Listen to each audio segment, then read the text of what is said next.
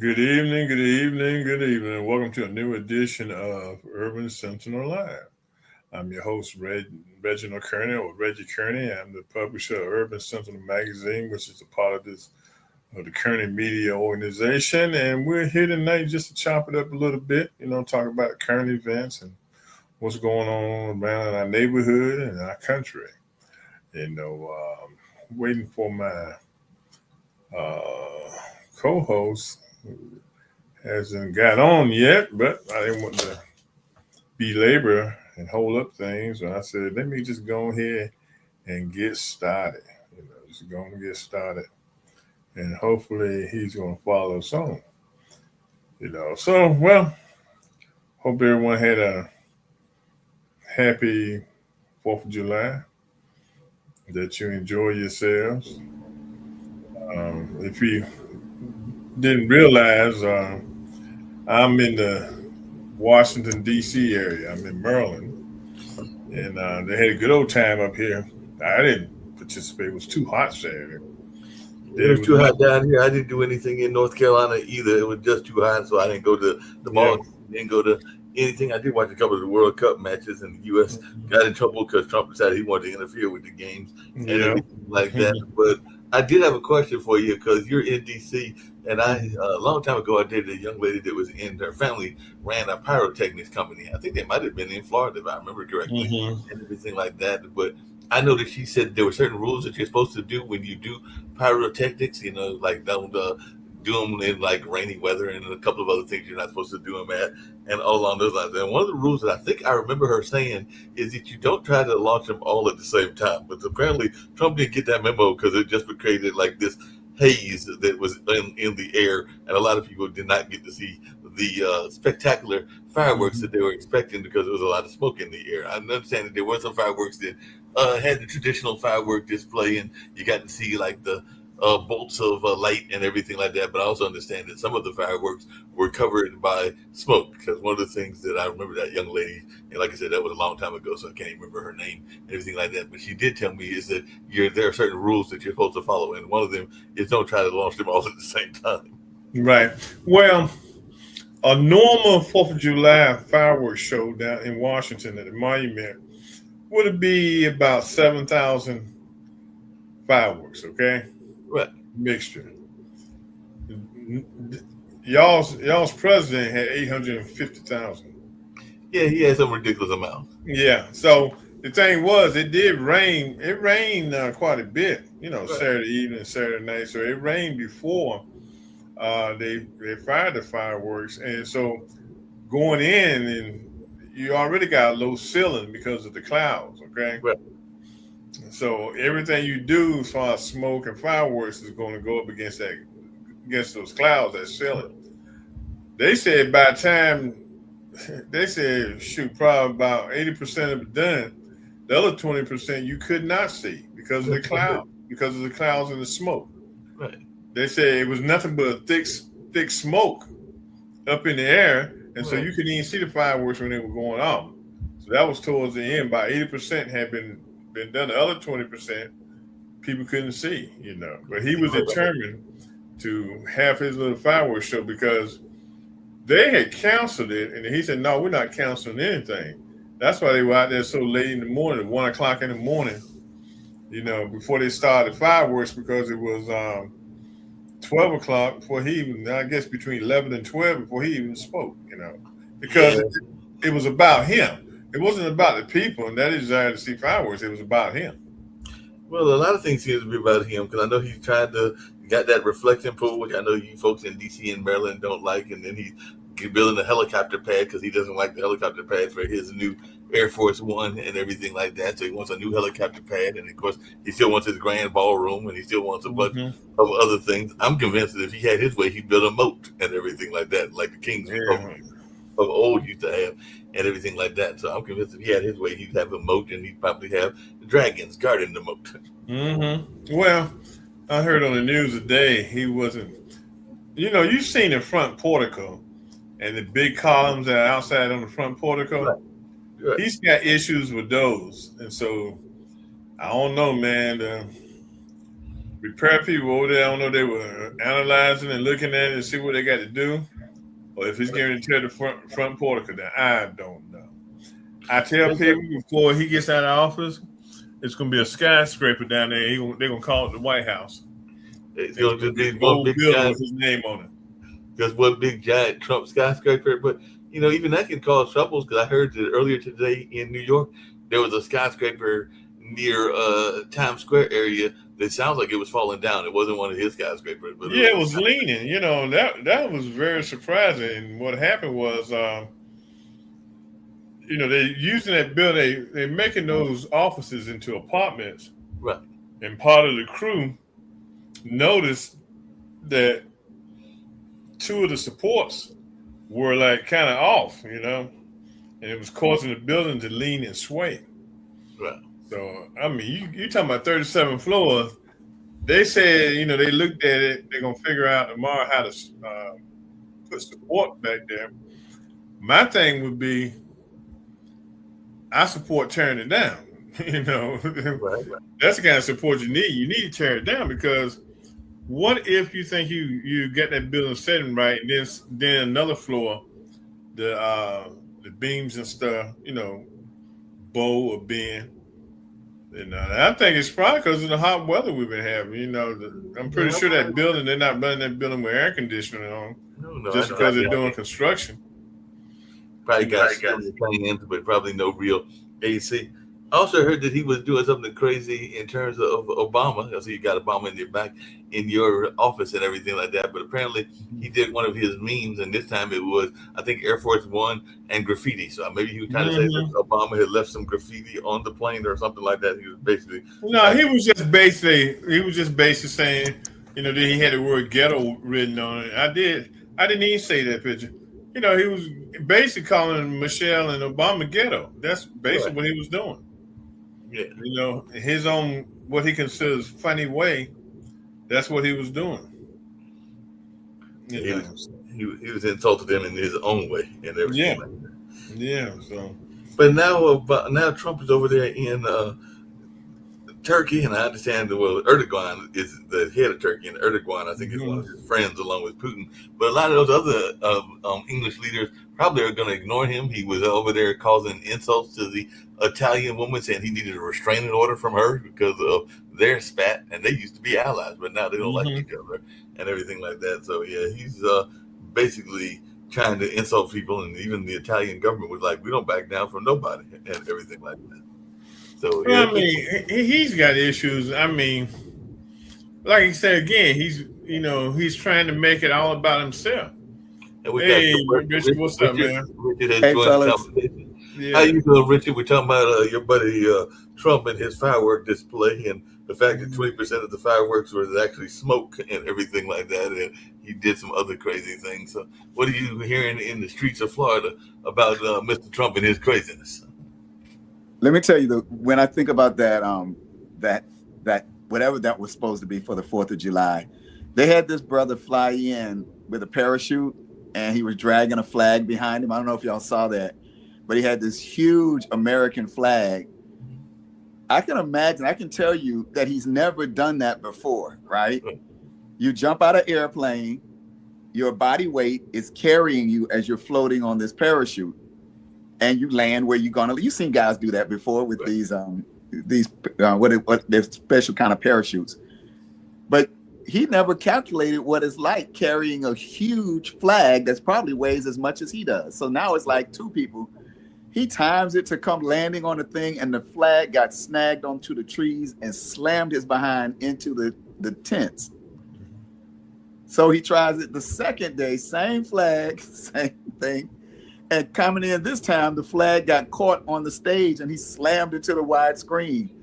That, man, was to me to say, you shouldn't be trying to fly in with an American flag like that. Well, the flag has gotten him in trouble in a couple of places, because y'all know I'm in North Carolina, and there is a popular company here. They're very popular around the nation because they're a popular pickle brand called Mount Olive and everything like that. But they pulled out of the North Carolina part of the exhibit because somebody in their wisdom decided they were going to put a Confederate flag as part of the North Carolina exhibit and everything like that. So Mount Olive and a couple of other people pulled out, and I understand that some of the states, it wasn't just North Carolina, pulled out because they were going like, that's not the depiction we want and everything. Because North Carolina lately has been depicted as a more progressive state, even though we do have a conservative Republican house in terms of our state house and everything like that. But still, it's a relatively liberal state. Our former governor, Roy Cooper, might even become our state senator. He's got a good chance of winning and all along those lines. But I just wanted y'all's take, because I did read that article where Mount Olive pickles. And so if anybody watched the old Andy Griffin, they've heard of Mount Olive, because Mount Olive was definitely featured in that particular show, along with some other references to other towns like Mount Airy and others. But definitely Mount Olive, I think, was mentioned at least a couple of times on that particular show and everything like that. But yeah, I'm just going like, who picked these images? Because I think that was a TikToker, and even the TikToker was upset because she said that it was a misedited video, and she's a well-known, I think, North Carolina TikToker and everything. Well, it wasn't misedited. They had a Confederate flag inside the tent or the area. No, and they had it. I mean, a lot of these people are getting very emboldened to fly the Confederate flag. Yeah. With no consequences, so it's happening. That's one thing we got to get used to as a society, because racially everything is going downhill. Oh yeah, it's just going downhill, and it's sad, but that's where it's going. It's a shame and everything. But speaking of things going downhill, I want to definitely hear Richard and your thoughts. There was another major event that took place this weekend and everything like that. But I understand, speaking of New York, the people in New York were not all that pleased. I was watching another YouTube or internet sensation, and they were going around interviewing people, asking them if they were going to the big event. And one person was like, heck no, I'm going to the Hamptons. So they were heading to the Hamptons, and I think it was a couple of African-American gentlemen. They were heading to the Hamptons. Somebody else was going, I think, to this place or another place. But I do understand that everybody from the police, because they did it, I know from doing events that you have to have security, particularly at a big event like a wedding and everything like that. So there's talk that there are people that want the police to get their just amount of money, because maybe they weren't paid, even though some people are saying that Madison Square Garden and Taylor Swift and Travis Kelce paid the security and everything like that. But then people like Port Authority are upset. I've heard that a lot of bars in New York are upset because they lost a lot of money on that one-day wedding and everything like that. So, and I understand the wedding planner is quite happy, because I understand the wedding planner might have been making like $1 million just on a one-day event and everything like that. So there are some people that got paid, including, I'm sure, the photographer and others. But I check my mail every day, and I don't know about y'all. I thought that I was a known celebrity in North Carolina. I thought I was going to get an invitation, but I did not get invited by Taylor Swift and Travis Kelce. I know that you're very known in Florida, Richard, and I know you're very known in Baltimore, Reginald. Did y'all get an invitation? Because I kept checking my mailbox. I never got an invitation and everything like that. So I was wondering what on the invitation list. I tell you what I was looking for. I was looking for some of that $26 million to hit my nonprofit. Yeah, exactly. They donated $26 million to 20 nonprofits. One of the nonprofits that got money was Dolly Parton's nonprofit. I mean, like, I'm certain her nonprofit needed that million. But, one of the two things, number one, several things. As far as the Confederate flag, it wasn't the video that I saw about the display was that not only was the Confederate flag, but it was on every one of the displays when you walk into it. I mean, so it was like 10 or 15 displays had the you just walk up in there, and it was a Confederate museum.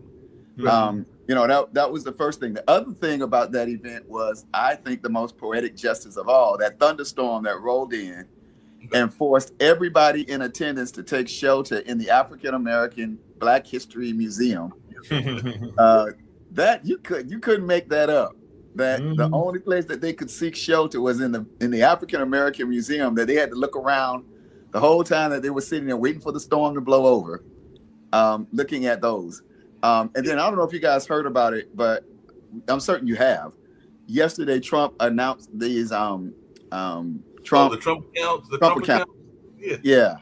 About the Trump accounts, where he's going to give this money to our young people. Before you get to that, now I did go to the first Obama inauguration, and if I remember correctly, correct me if I'm wrong, Richard, because it's been a minute since I've been to DC and everything like that. But I have been there in the past, and definitely correct me if I'm wrong, Reginald. But I think the only other two places that they could have gone to get shelter, based on when I went to the Obama inauguration, and the Black Museum hadn't been built at that time, so they could have gone to the Native American Museum, which would have been just as equally as bad because that's near the African American Museum. Yeah. Built at that time of Obama coming in, and the other places they could have gone, they might have been somewhat safe, if I remember correctly. Is I think because that's where me and my friend went. Is I think because we stopped at Native American, but I think Aeronautics is near there as well, so they could have stopped at Aeronautics. Both of them were right next door to each other. Right. Right. But see, the policy is anytime there's a real storm down the area on the mall area, that the buildings, even if they close, they're supposed to open them up for the people to get away from the bad weather and stuff, But one thing about them, they did take the hats off in the African American Museum. They didn't sit around there with red hats on. They probably were too scared to sit around there with the red hats on. Scared somebody might jump them. But it's just amazing because a lot of people are saying they need to fumigate the place now.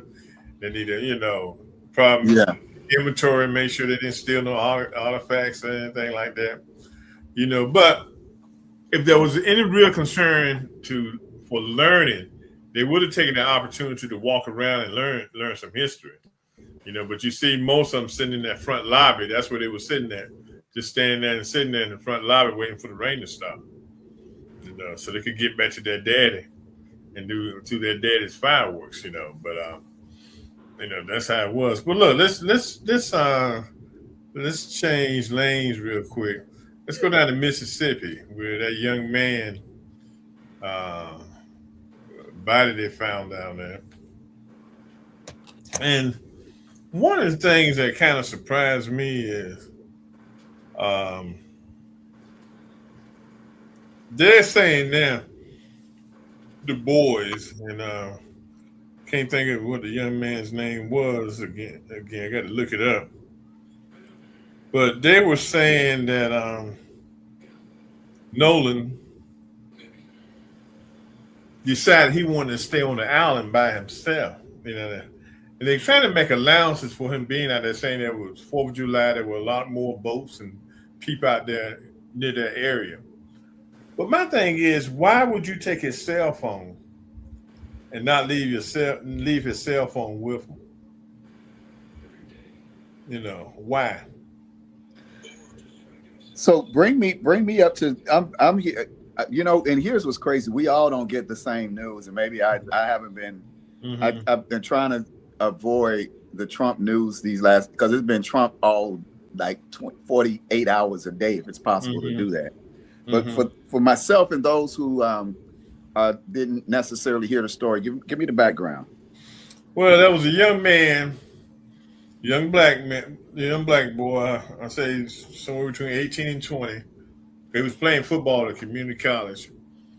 He was out hanging out with his 4 white buddies, okay? And I guess their girlfriends, I'm looking at something there about his girlfriend. His girlfriend was white. He goes missing, okay? The boys come back from a little island that's out there in the Gulf. They come back and claim that he wanted to stay. But why did they come back with his cell phone? Why wouldn't they left his cell phone with him if he wanted to stay so he could have somebody pick him up later? That's what the sheriff is saying. So something is strange there because it's 4 white boys and 1 black boy. Okay. Now you just had this killing down in Texas with Carmelo Anthony. Yeah. Other boy. Okay, it's conspiracy theory. But what if they decided to say, take this young black man out just to have a revenge killing for Carmelo Anthony killing the young man down in Texas? And their stories are jacked up, Boys' stories are jacked up, but like somebody I was reading on Threads today said, when they probably got home, the parents, the sheriff, and the boys got together to put the story together. Yeah. I don't know if I shared this with you guys, but when I hear stuff like this, especially the white boys and the killing in Mississippi, I go back to my personal story because my family, my great grandfather is listed there in the lynching museum. Oh well. Rich, if you look at the 4,500 names, you'll see Richard Cuff on the record. And but what's crazy is the story was that he was lynched by the colored Ku Klux Klan. The colored Ku Klux Klan. First time I heard the colored Ku Klux Klan. See that? Let me tell you, so I did the research and found several articles back in the day, and all the news stories were that 5 white men testified before the grand jury that they saw a colored man leading 5 hooded men. They don't, so he was leading the Klan. I was like, if you see a black man walking in front of the Klan, he ain't leading. Nah, he probably getting ready to get hung. Well, and so what happened is they were there, and I'm actually working on a story based on this. So it's based, it would be based on a true story. But the way I look at it is what they were looking to lynch 4 young men. My great grandfather was the youngest. He was 18. And but they were going to lynch 3 other boys, they called them. But the way that I look at it is they were in line to inherit the parents' farms, because this is right after the Civil War, the 40 acres and a mule. And imagine these 4 families combining their 4 farms and becoming the largest in the county.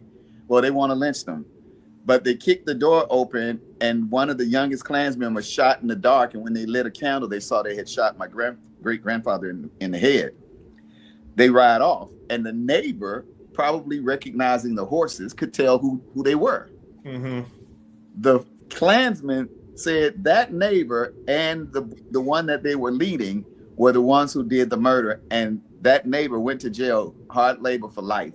But he served 10 years before I think 2 of the Klansmen confessed on their deathbed, and 10 years. But he served 10 years in prison. The other guy escaped. But my point is that these stories that are happening today are reminiscent of what was happening 150 years ago. And it's the same story. It's like America's love affair with racism is just amazing. And it's, and I won't say I blame more, because I definitely don't want to take anything off of the shoulders of the true racists.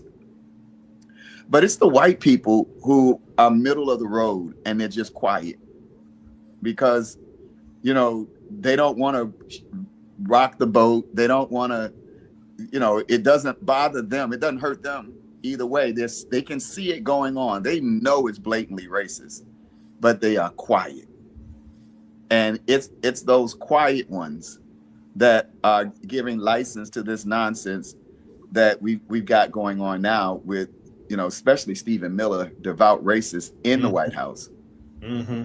So I'm gonna do more research on that story. Do you have the guy's name in Mississippi? Yeah, Nolan Wells, I believe it is.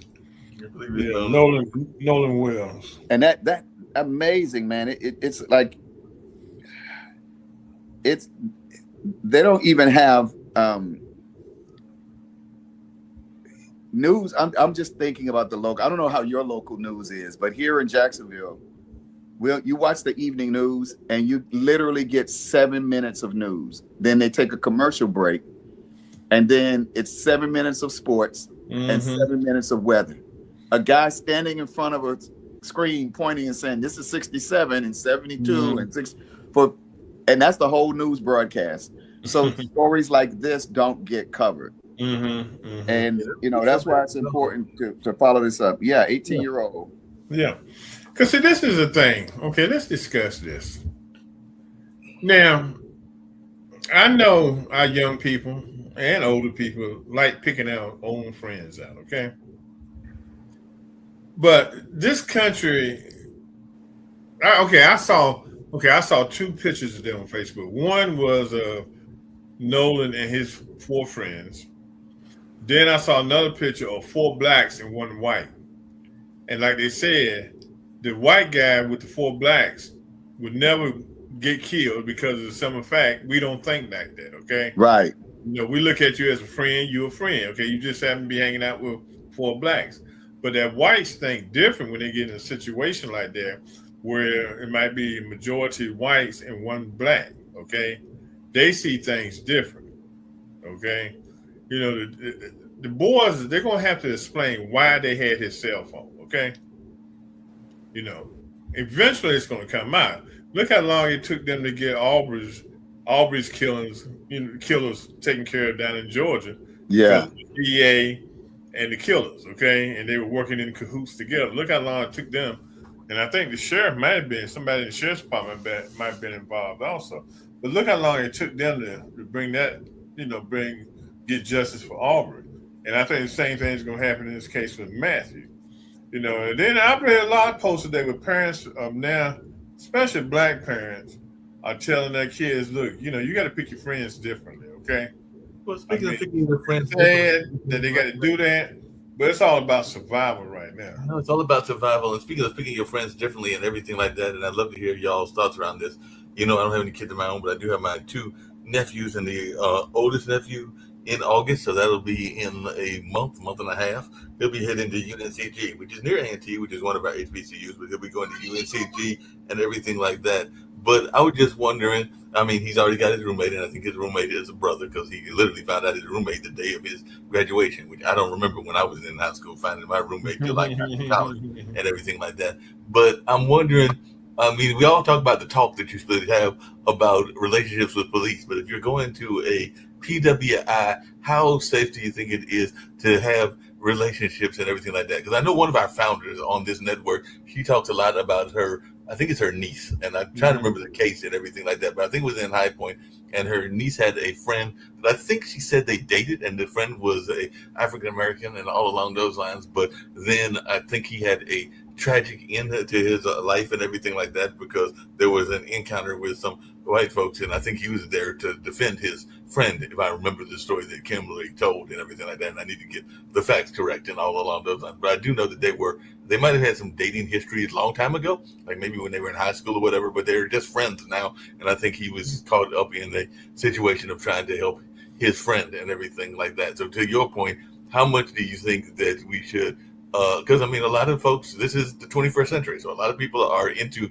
interracial relationships, whether that's white, black, whether that's white Indian, like Indian from India, whether that's Asian and whites, or even though some Asians think that they're more white than they actually are, and everything like that. But what is y'all's take on the state of interracial relationships now, particularly with our young folks? So like I said, all I've got is my 2 nephews and some second cousins and third cousins that are in that age range, and some of them claim their native side more than their black side. But I can't remember, Richard, if you've got kids. I know Reggie's got kids, but what are you telling your kids about the notion of going out on dates cross-culturally? Well, I can tell you, my wife and I, we experienced that primarily because we were very deliberate in exposing our children to things outside of our community. Right. My daughter, started playing violin at 4 years old, and actually earlier than that, and my son followed behind. So that got them into playing in the orchestra, and then when we took them to the orchestra, they were maybe. I ultimately became manager of the youth orchestra here for the Jacksonville Symphony, and so I managed 6 orchestras from kindergarten all the way through early college at level. And there was a point where we had maybe 12 African Americans, and 2 of them were my children. Mm-hmm. So it's number one, that's the biggest issue right there, is that we don't automatically expose our children to each other. Right. And so it's then when we do, the only perception that our children have is what they've seen in the media. Right. Now, black children don't have a negative belief about white children. So when my son and my daughter went to this middle school of the arts and high school of the arts, and they were around all of these, it was eclectic cultures. They were just glad to get to know everybody there. But these white kids are coming in bombarded by Fox News and their parents and everything else. And I'm looking at that image of this young man, Nolan, with his white buddies. And I can see my 18-year-old son when he says, Dad, can I go hang out? And I go, yeah, sure. I don't question. I never questioned that he was going to go and hang out with his white friends. He was comfortable around them. That's who he was. And I'm certain that this mother of this young man, when he said he wants to go out and hang out with Dylan and Jake can, like, sure, go. But somewhere in that crowd seeped the same poison that one of these boys' fathers absorbed, that racial nonsense, and fed it to one of those white boys. Because you're right. How he just gonna end up dead? They went out, the four of them, because in the photo I only see three, but they go out on this island and they come back without him, but they have his phone. Mm-hmm. You know, I think what we have to do as Black parents is tell our kids to always be on the defense. Okay? Don't put your full trust in these young people you're hanging out with. And that goes for hanging out with Black kids. You just got to be on the defense at all times. Especially when you find yourself in this climate, in a situation where you might be the only person of color. Right. You've got to have some kind of defense mechanism that tells you something isn't right here, okay?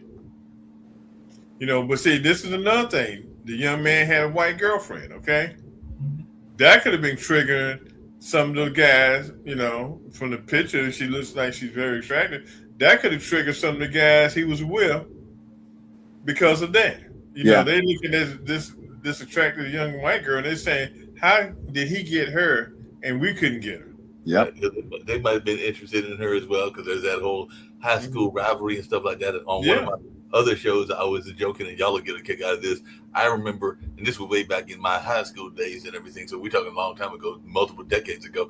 I think I told y'all before, I sucked at running track. I mean, I know that I was a bad track runner. I was no good, but I liked to run track, and I had a good networking skills even back then. So I recruited some of my basketball friends and others, and I think we won the championship 3 out of my 4 years, because you could run in your senior year of junior high, even though it was a 3-year high school and everything like that. So I remember doing that, and all along those lines. I'm gonna finish the story, but let me answer this story. No, you back? Yeah, well, I'm trying not to be back. Hold on. I'll keep the conversation going. Oh, okay. Yeah. Well, when he comes back, but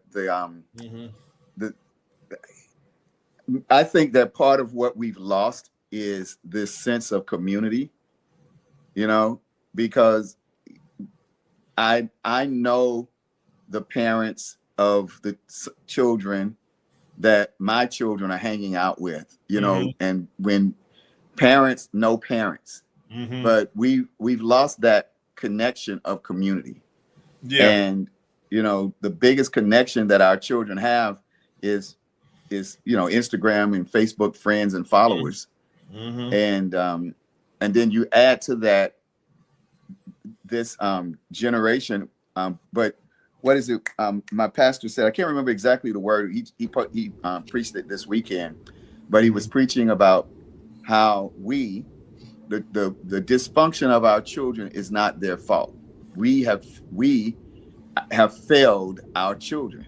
No, and that has always been there, Richard. That's what I was kind of ready to come back to, even to my decade-old story and everything like that. Because, like I said, I ran track 3 out of the 4 years. Was very bad when I ran track. I mean, I finished last every race that I ran. I think maybe next to last in a couple of races, because I know I recruited a friend that I knew that I could beat and everything like that. And that was a time that I might have come close to the middle of the pack, but I was so stunned that I was in the middle of the pack that I didn't even question whether I finished in the middle of the pack. Yeah, because I was that bad. But what the story that I was telling on my online dinner party show was that I know, coming back to this notion of why we do things that we do as young people, and, you know, hindsight is 20/20.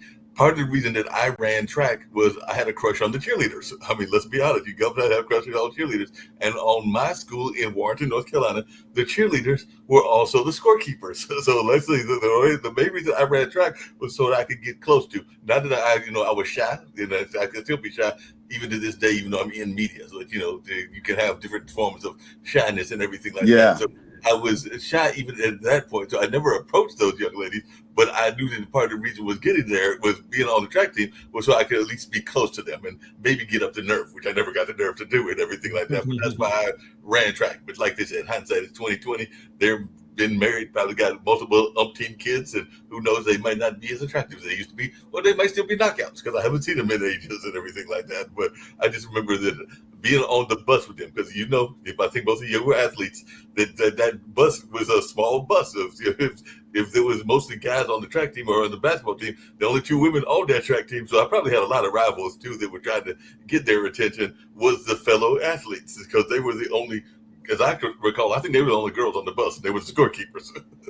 Yeah. No, for me, I played in the band, and what was crazy for my 9th and 10th grade year of high school, I was like in the advanced studies classes. So we were the geeks, right?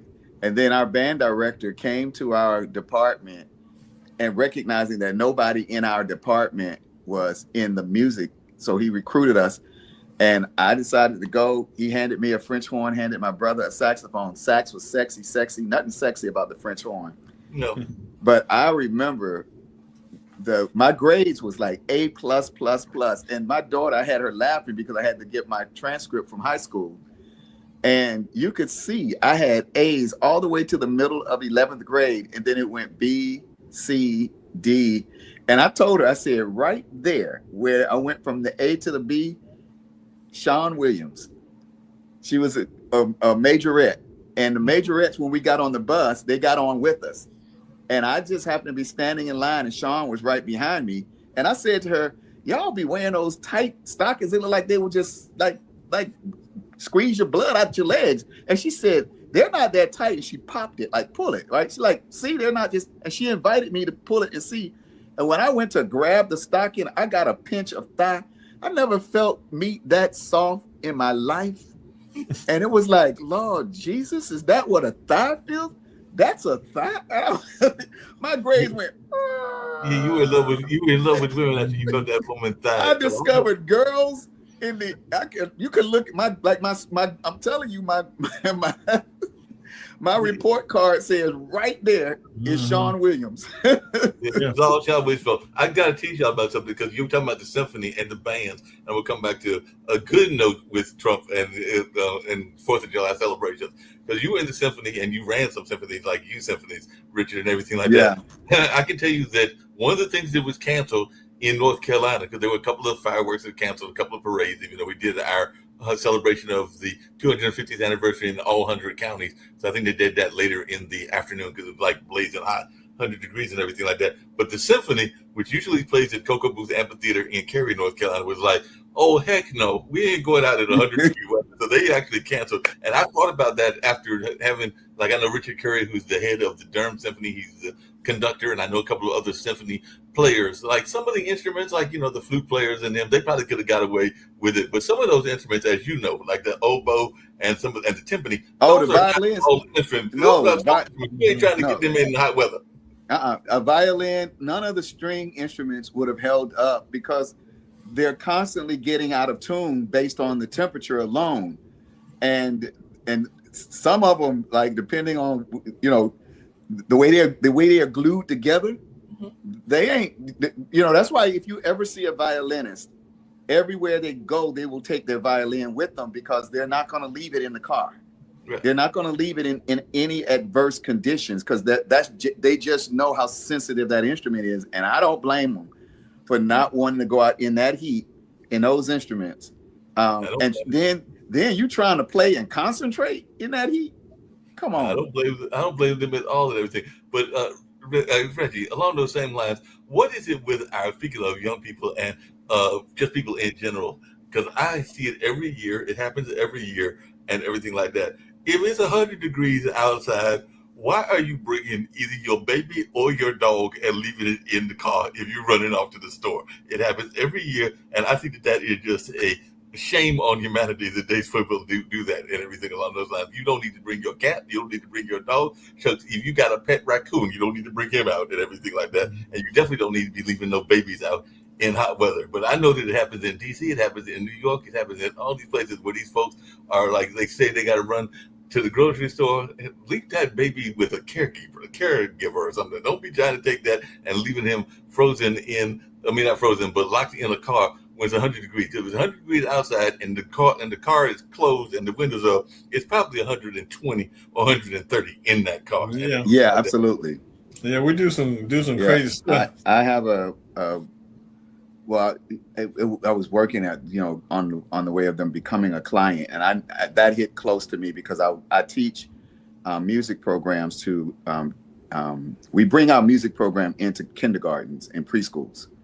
So and this one just was not near my heart. The van that they would drive, I would park next to it and would go leave the lessons.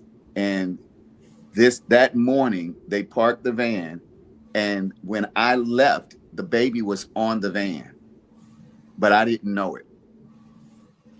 That and left out in that child died.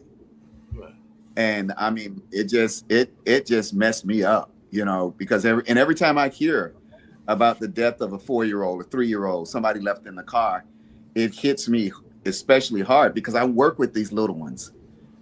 And they are so special. One of my students last week, in fact, I'll see her tomorrow. She's 3 years old, and she's only in my class because her 5-year-old sister, I'm going over to her house to teach. But I noticed that the 3-year-old wanted to be in the class, so now I teach her, and I'm playing the little song, and they're plucking right now, and I'm plucking at the 5-year-old, and her older sister goes to the bathroom, so I'm just with the 3-year-old playing, and the little girl looks up at me and she says, "Mr. Cuff, slow down." Just the mere fact that a 3-year-old could think that way, like, I can't get this. Most 3-year-olds would, and this is going to bring us back to what we're talking about with our children. Most 3-year-olds, most children lack executive function. Right. Executive function is just basically the ability to predict the outcome of the next thing that happens, what's called second and third order actions. So if I push Johnny because I'm angry, the thought is I'm going to push him, but I don't think he's going to fall. And then I don't think when he falls, he's going to hurt himself. I don't go that far as a 3-year-old. I just push him. But what happens is if the child doesn't develop executive function somewhere along the way, they can be 16, 17, and 18 years old and still don't have a well-developed executive function ability and make bad decisions, because a child's brain grows 90 to 95% grows between birth and 5-6 years old. And that means from 6 years old to 26 years old, your brain is only about that much different than when it was when you were 6 years old. Wow. From a computing ability. So, and I'm reading this story, going back to the story with Nolan, that it was a drowning. They said that he went out on the island with them, but they say he decided to stay out there by himself. Yeah, the story with Nolan doesn't make any sense at all and everything like that. Hey, Richard, you're a scientist and all along those lines. And I was recently found out, I've known it for a while, but I re-found it out, I'll put it that way, that when I was 6 months old, I moved from Durham, North Carolina to Turkey, and I was in Turkey from 6 months old till about 3. I have no memories of this. Now, some people say that I could go do hypnosis and find some of the memories of my baby years and everything like that. So that I necessarily want to find memories of baby years, because what's it going to be full of? Wanting mommy's milk and stuff like that. So I don't know that I necessarily want those images. But I have heard from scientists that you can't go back and go back as far as your actual birth if you want to go back that far in hypnosis. Like I said, I think that my earliest cognizant memories are probably, like I said, definitely mentioned high school memories, and I definitely have those fairly clearly. And I have some memories of like even let's say 7 and 8 years old and all along those lines. But after that, it's probably like 6 or 5 before any of the memories become somewhat cognizant. Anything before that, I don't have that much memory of. Maybe y'all do better than me. Maybe y'all remember y'all's babyhood, but I don't remember my infant years. And I don't know that I want to remember my infant years because those years are pretty much just survival because you're just trying to see where your mama's milk is at if you're being milk fed or where the formula is if you're being formula fed and everything like that. Right. So, and trying to learn basic human activities like how to use the restroom and stuff like that. So basic human activities is what you're really learning in infancy. So I don't know if I want to go there. No, I mean, I have an early childhood memory, and every time I think about it, what's weird is it's like I remember it through my mother's eyes. Gotcha. I remember, and in fact, as I see the memory, it didn't dawn on me, but that's the only way I could possibly be remembering it. I remember 18 months old. Okay. And I was wearing a diaper, and my mom come into a party at the apartment, and everybody was kind of like excited, the hype part. I remember the hype party's feeling. And I remember being placed onto the floor and dancing in my diaper. But when I think about the memory, I can see myself dancing. Right. And I know that the only way I can't see myself if I go back and remember it, I would remember the crowd. But I literally remember seeing myself dance. And that means I was looking at myself through my mother's memory. Right. And that's just kind of weird, but in a way, we're still connected to our parents. Oh, yeah. We're connected to God. Some children even remember their birth. My son remembered coming out. My son, I was telling somebody that when he came out, just his head was out and he was looking all around like this. And my son was about 14, 15 months old, maybe even 2 years old. He said, yeah, and I couldn't see a thing. Wow. And they say that some people have memories even going back to the times before them, if you believe in reincarnation and ancestral kind of stuff. Because there are people that say that they can remember past lives and everything like that. And I don't know. I do feel that I have connections to my ancestors. I don't know that I remember any past lives, but I do still have connections to my grandmother. My grandmother's been gone for 40 years. She passed back in 82. So that's 44 years. But I still have some reflections of her when she was living, because she actually was living in the house that my dad lives in and now and everything. So I do have some reflections of her, and even my grandfather and grandmother on my mother's side. I don't really have any reflections on my granddad, because that's another one that he passed when I was during that time that I was moving to Turkey and everything like that. I think he passed shortly after I was born and everything like that. So I have no real recollections of my granddad on dad's side. But I do have good memories of grandma. Coming back to another serious issue, Reginald, and everything like that. There's a move to buy prisons. You got the Alcatraz prison that's going on down there in Florida. And now I just heard that they bought 2 properties in LA that were privately owned properties that the DHS has bought that have now turned into ICE detention centers and everything like that. They're not exactly fond the Trump administration of California or New York for that matter and everything like that. So they just recently bought these 2 facilities. I think they were for $2.5 billion or something like that. But they just bought them, and now they're turning them into Alcatraz Island kind of facilities in California. But these were privately owned prisons that sold to the folks that run ICE and everything like that. So what are our thoughts around private prisons, and also our thoughts around this notion of there being private prisons used for our immigrants? Well, I call them concentration camps. Reg, I can't hear you. Oh, can you hear me now? Yeah, I can hear him. Yeah. Go out in the end, Richard. Okay. I call them concentration camps. Okay. And that's basically what they are. They try and call them prisons because anytime I can hear you. I just can't hear Reggie. Oh, okay. So let me see. Go out and in. Go out and back in. Okay. Let me do that. Yeah. When you pulling individuals off the street, quote unquote citizens, and you locking them up, that sounds more like a concentration camp than a prison, because at least when you're a prisoner, you've been to court, you've been charged with something, you've been given a sentence. Here, you've been taken in off the street to later on to be shipped to a place unknown, to get you out of this. To get you out of this country. And what's the appeal process? To your point, what's the appeals process? In a prison, if you are convicted, there are multiple appeals. Even if you are convicted of a heinous crime and you face death penalty, there are multiple appeals before they finally execute you if you're in an execution state. Not every state is an execution state. You don't state. Get no appeals. You don't get no appeals in no ICE camp. You dead. You don't know how long you're gonna be at the ICE camp. Okay. Right. You just don't know. You could go there and be there for 2 days. You could go there and be there for 2 months. Right. But you don't know how long you're going to be in the ICE camp. And I think what's happened is it's money to be made. And I think, as long as they can go swiping immigrants off the lot, that's what they're going to do. And it's all about making money. Private prisons are money makers. You can make a lot of money. We're not making any money because it's all white boy game. They're the ones building the prison camps. I mean, we're not getting anything, but it's all about making money.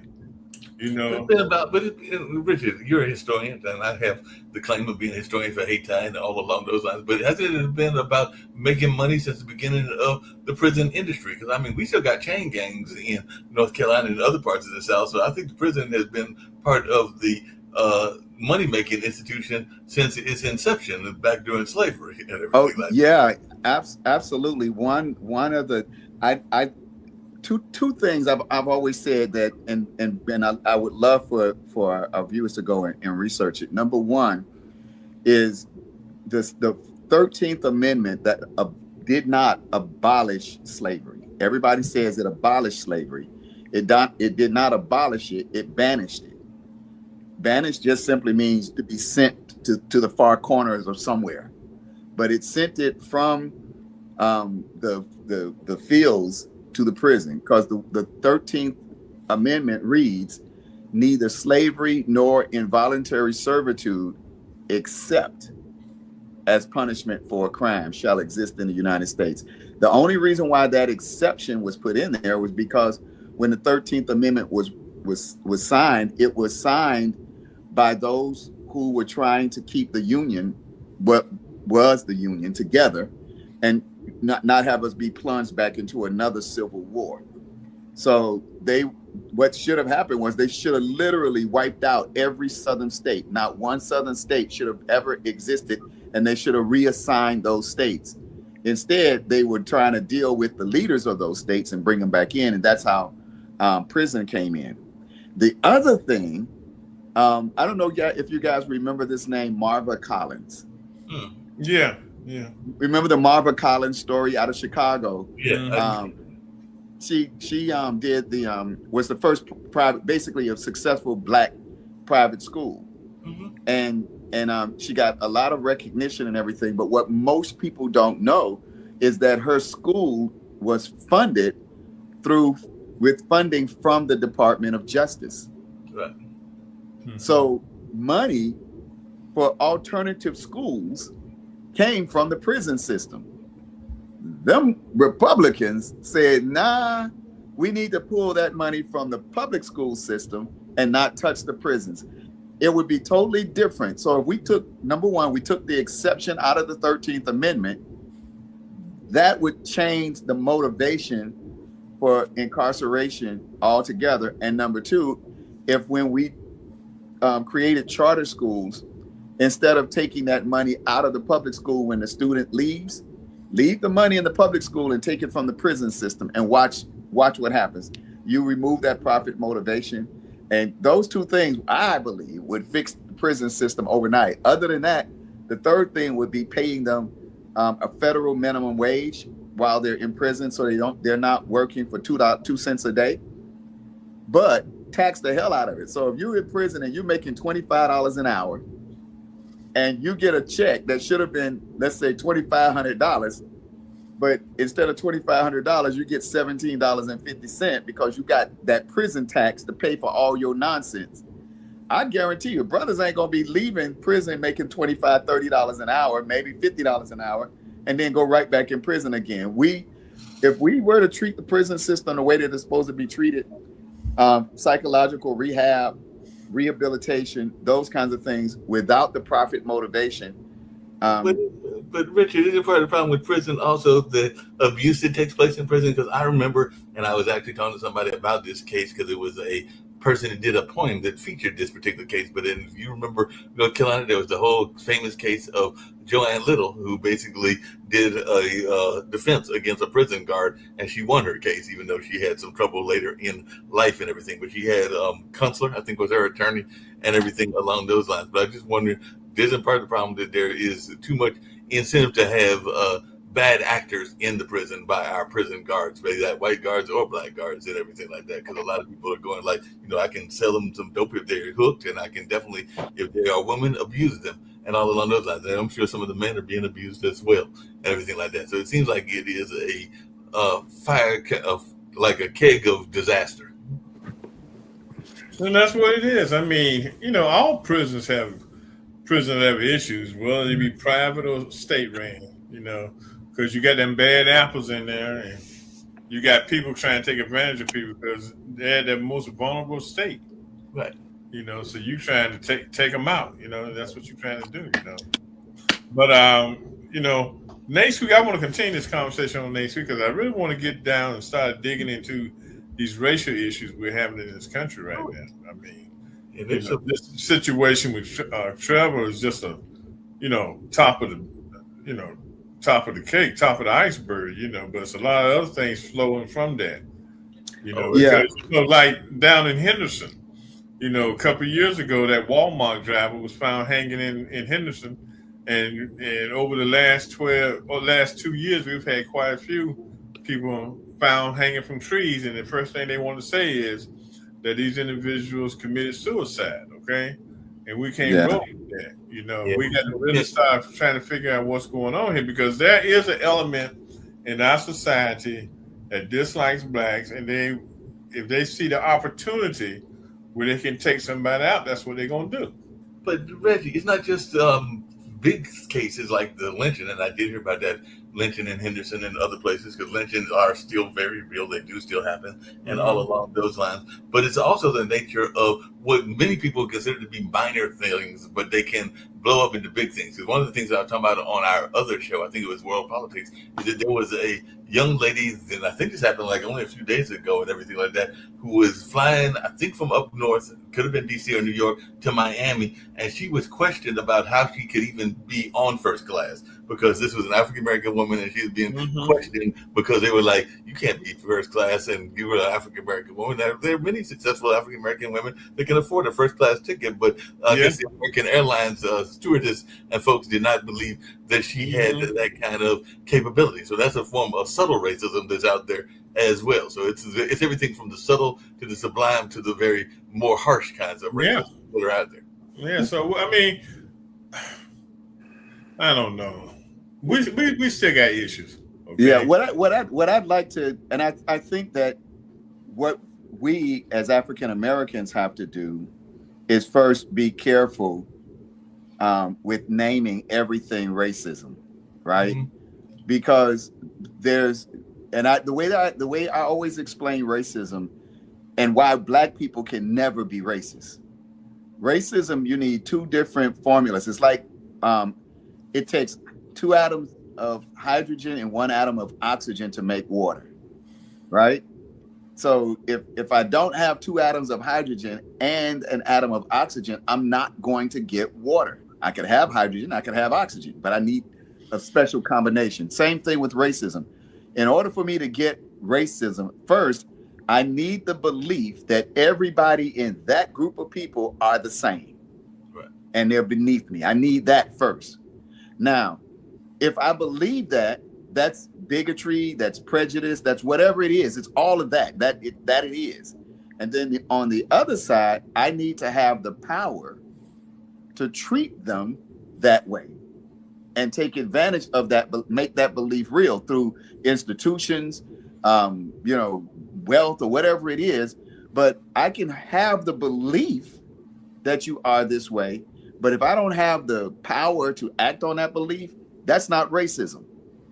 And white America, the average white person is not racist because he doesn't have the belief and the power.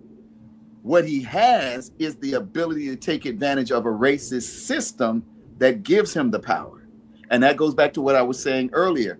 Those white people who are quiet, they're not racist, but they're quiet because the system benefits them. So they know that these power systems are saying to black people, you have to sit at the back of the bus. That's racist. But the white man comes on and say, hey, this Negro is not in my is in my seat. You know, call the cops. When you say call the cops, you took advantage of that racism. Now, a black man cannot be racist because if a white man was sitting in my seat and I picked up the phone to call the cops, the cops gonna arrest me when they get there. Yep. And so we don't have that ability. So that's what I'm saying is if we reserve racism for what racism is, then we can really address racism when racism shows up, because we know that the system is racist. And if we're winding down, Reggie's going to end the show and everything along those lines. But in that same space and everything like that, isn't the other problem that those that are in power, those that are in charge of the racist institutions, because the institutions are actually in their last gasp? Because let's be for real, in the year 2042, the nation will be a significantly minority population and everything like that. They know that. They know the figures. That's why they're trying to disrupt some of these figures so they can stay in control longer than statistics are telling them that they will be in control. And like I said, I could be wrong about the year, but it's fairly certain, it's fairly soon that they will no longer be the majority in terms of the population and everything like that. So if that's the case, then those institutions know that unless they make some drastic changes to their institutions, they're done. The empire is over. Also add to that, from starting 2026, because the baby boom began in 1946 and went for 18 years through 64. Now the first baby boomer is 80 years old. Every day for the next 20 years, 11,000 baby boomers will die. Right. And there's over $124 trillion of wealth that's about to change hands over these next 20 years. So you got like a double whammy. Not only is that wealth transferring hands, but the ones who have the power are dying off. And this new generation is being raised up, and they know it. They know it. That goes back to what we opened the show with, the Trump and his promotion of white supremacy and not the baby bonds, but the Trump accounts. Yeah, the Trump accounts. All of that's about a racist dog whistle on the surface. But maybe next week we can talk about how we can take these what the enemy intended for evil, God intends it for good. Because I think that as long as we can start talking about investing in the future, you don't need $1,000 from Trump to start these accounts. You know, start your own account. Start your own account. Yeah. But when you get Bubba off the phone, Bubba's already been brainwashed, and he is a racist. Okay, he comes off the farm as a racist. Now he might go with you to get a beer or sit down and eat a hamburger because y'all work together or something like that. But it's gonna be only so far Bubba gonna go. Okay. Yeah. That, and he's not gonna embrace you totally. Hey, if you were drowning, Bubba might not even help you. He might not even save your life. Okay. Well, that's how Bubba sees things. Okay. Yeah, and what I was saying, and I know Mark will hop on as you're wrapping up here. It's not that I'm saying that that's racist to be racist, but I'm talking about what is racism. And racism, the thing, is the ability to have the belief and the power. Yeah. A racist is one who believes he can take advantage of that. And that's what I'm saying. Yes, they're racist, but that's just his belief. He's no more powerful than I am, because he doesn't have the system. He has the ability. A racist has the luxury of taking advantage of racism. Right. And that's we as African Americans will never be able to take advantage of racism.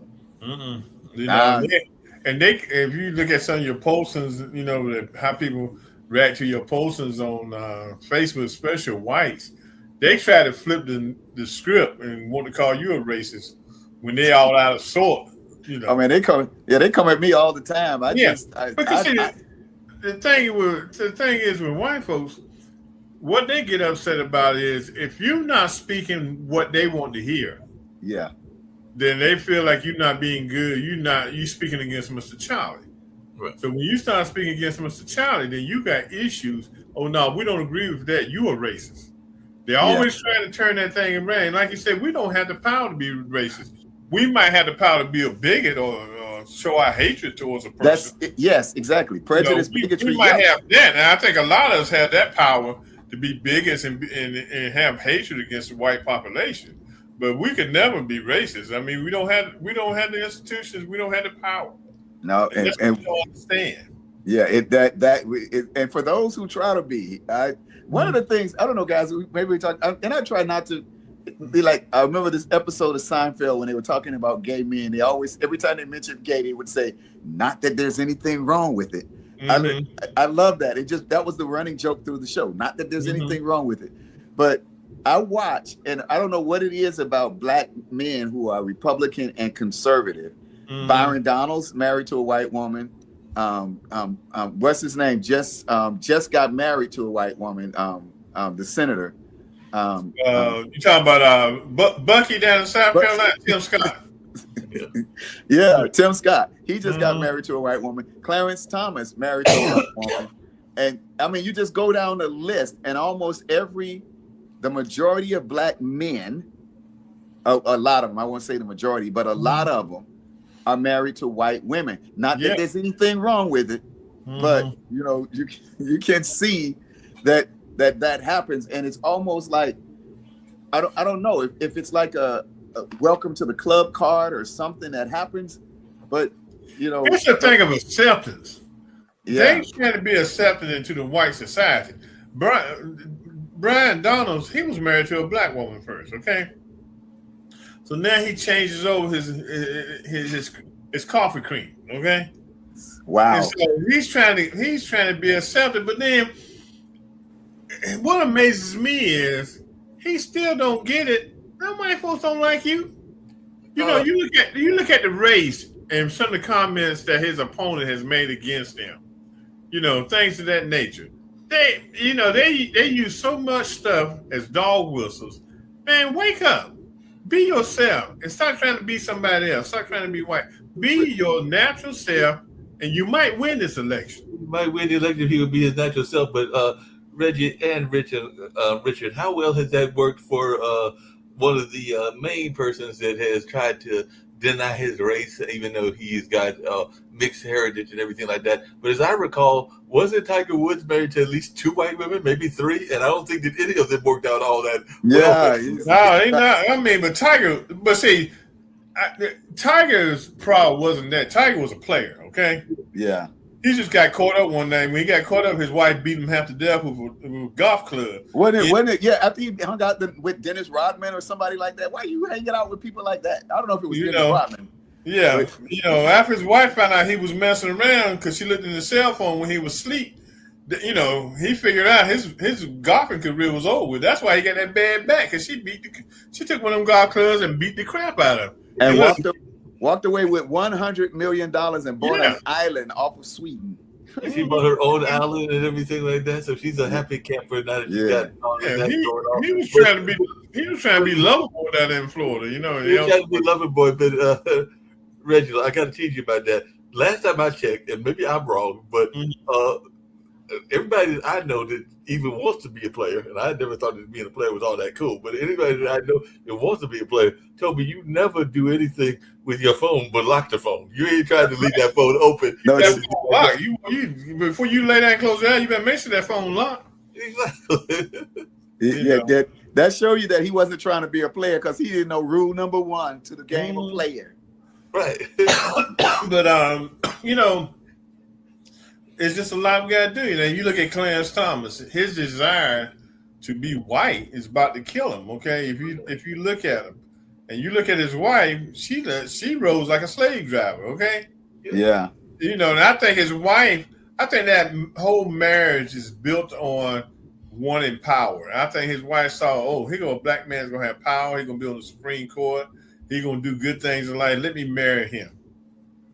You know, and she treats him like he's a house Negro. That's how she treats him.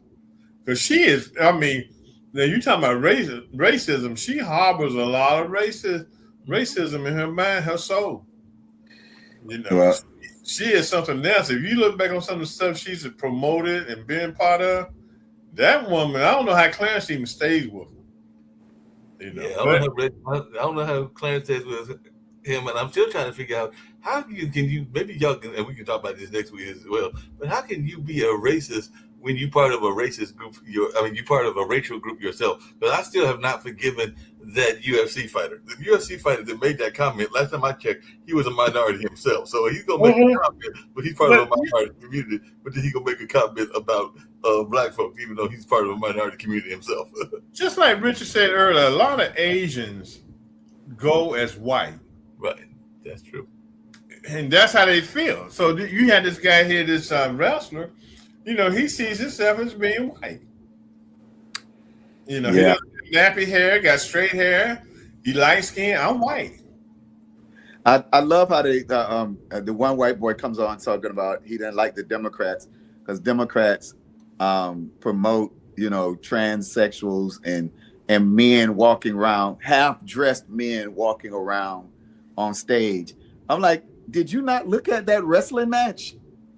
All the men was half-dressed. All the men were half-dressed, but not only that, yes, there were people like Flip Wilson that was a part of our community that might have done cross-dressing, but one of the biggest cross-dressing movies was Tootsie. And last time I checked, that was a white actor that played that role and everything like that. Robin Williams as Mrs. Doubtfire, you know, you can go down the list. Right. So, well, bro, I'm loving the conversation. I'm looking forward to next week. We can pick up where we left off at. And good to me. Okay, guys, let's go. All right. Everyone, this has been the Urban Sentinel magazine show. See you next week, same time, same place. All right, guys. Peace. Peace. Good night. Good night.